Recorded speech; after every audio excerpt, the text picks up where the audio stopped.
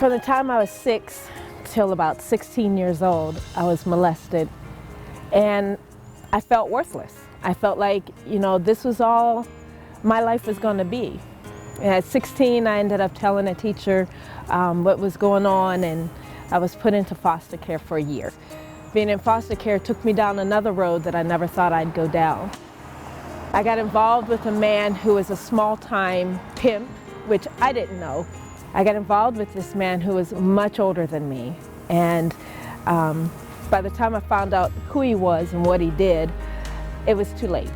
He had picked me up one day on my way to school, took me to an abandoned house out a little ways out, and he raped me that day. And that changed me even more than what I had gone through previously. And I was so broken and I was so hurt. I went into cutting, I went into bouncing between bulimia and anorexia, depression, just all kinds of turmoil at 16, 17, 18 years old.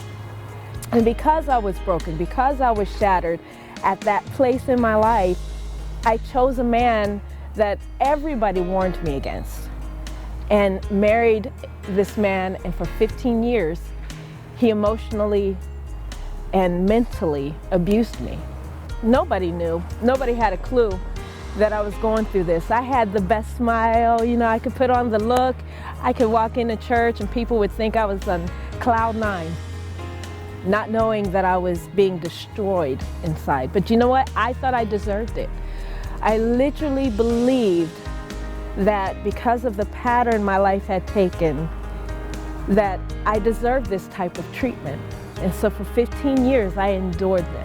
And nobody had a clue that I was dying inside. Nobody had any idea where I was. One day, I sat and I was praying and I said, God, I can't take this anymore. I need help. I need a change in my life.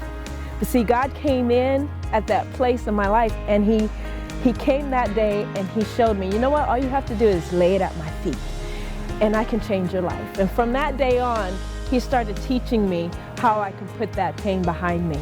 And His number one thing was, you have to forgive.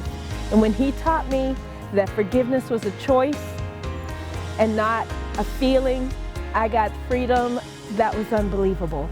And that's when He birthed in my heart the desire to tell every woman that I could about this freedom that I found. Because unfortunately, there are so many women out there.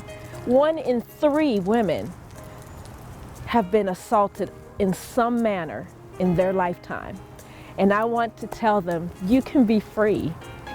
This God, the God of the unlikely ones, the ones that everybody else said is not going to make anything of themselves, that they've thrown away, society has thrown them into rehab centers and prisons and things because they said they're useless, there's no way they can be used. But God said, no, that's the one I want. That's the one I want to use.